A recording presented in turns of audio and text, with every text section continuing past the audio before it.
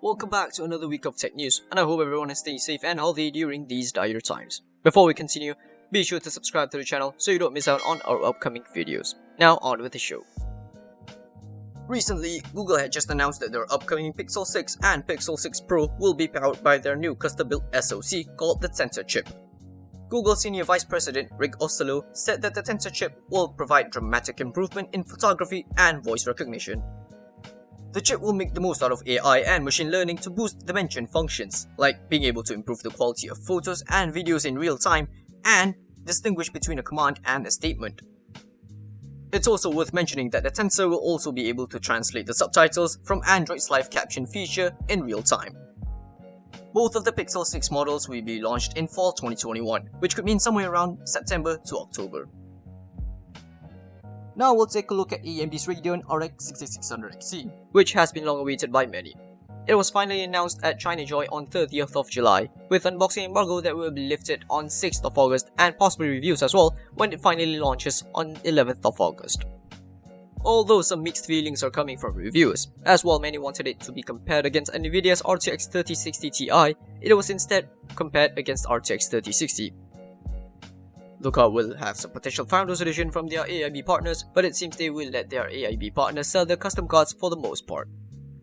Although something that people got a bit annoyed was with its MSRP of $379. But in the current day, at least from a point of view, as long as you can get it at MSRP, then get it, before scalpers and miners shoot the gun first in getting the GPUs, since cryptocurrency may still have hope of making a comeback. We'll get to that later in the video. Moving on. Intel introduces its new node naming and showcases their roadmap for its 2023 to 2024 products. Just a quick run through, the current generation is on 10nm SuperFin node. And the next in line, the 10nm enhanced SuperFin has been renamed to Intel 7. The node will feature 10 to 15% performance per wattage gain over the 10nm SuperFin, optimization for the FinFET transistor, and is now in volume production.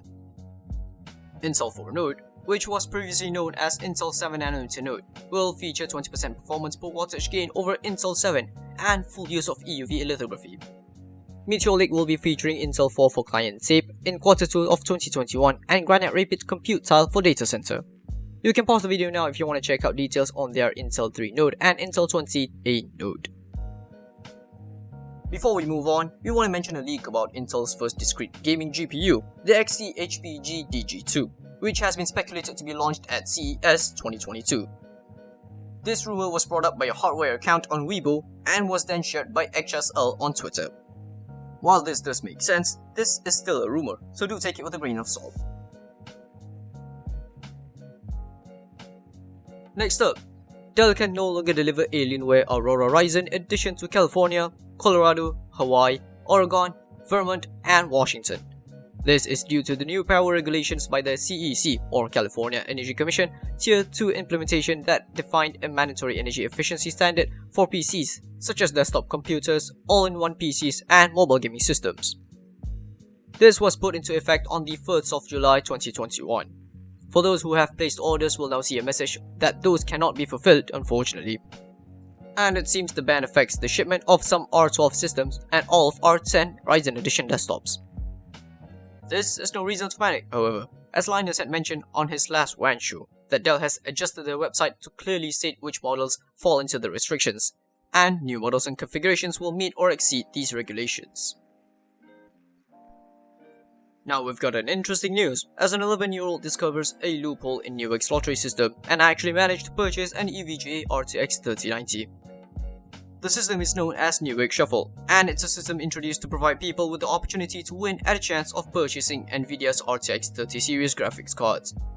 The loophole works by picking components, in this case GPUs, for a custom system on the Build Your PC feature on the site, and the parts show up as individual items in your shopping cart, letting you skip past the lottery system for hot items that were otherwise unavailable.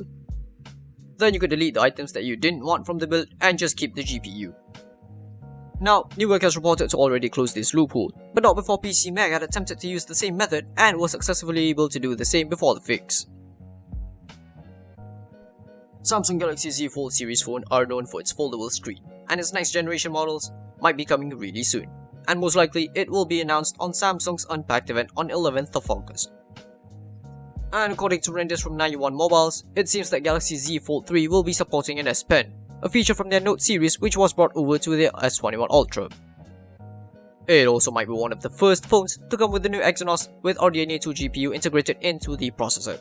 In any case, we will only know for certain upon its announcement. While we're still on the subject of Samsung, they've recently made a press release on one of the new monitors. If you aren't aware, Samsung's Odyssey G9 monitor last year made quite the news, even receiving praises from Linus Tech Tips. This year, they are updating the G9 monitor series with Odyssey Neo G9, with claims of it being the world's first mini LED curved gaming monitor with quantum matrix technology. As a summary, here's the specifications for the monitor. It has a 49-inch 1000R curved display with aspect ratio of 32:9. It will have support for HDR and HDR10+ with resolution of 5120 by 1440 at 240Hz with 1 millisecond response time.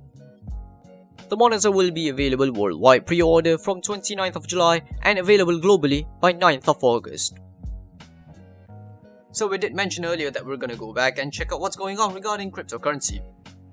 Now, if you're happy with the cryptocurrency market dropping into oblivion, you might not be happy with this news. Cryptocurrency market rebounds with Bitcoin and Ethereum by up to 25% over the past week.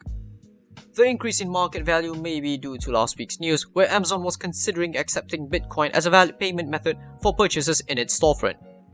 This may cause graphics card pricing to spike up again. So, again, if you do get the chance to get a GPU, do it before the pricing skyrockets once again. Tesla's reliance on chips to power everything in their cars, from the airbags to the autopilot system, has made them more desperate to get their hands on chips more than ever, especially with the global chip shortage going on right now. However, Tesla has managed to get by, as they've resorted to the solution which includes the use of alternative chips. And based on Elon Musk himself, to make use of these new chips, Tesla had to rewrite the firmware in a matter of weeks. And it's not just a matter of swapping out chip, they also had to rewrite the entire software. This clearly worked out in their favor, as they've managed to deliver over 200,000 cars to customers over the course of the quarter, generating $11.9 billion in revenue and $1.1 billion in profit. And that is all we have for this week. If you found the video to be helpful, do drop a like and even consider subscribing to our channel for more weekly content. Thanks again for watching, and we hope to catch you guys in the next week. So until then, take care and be safe.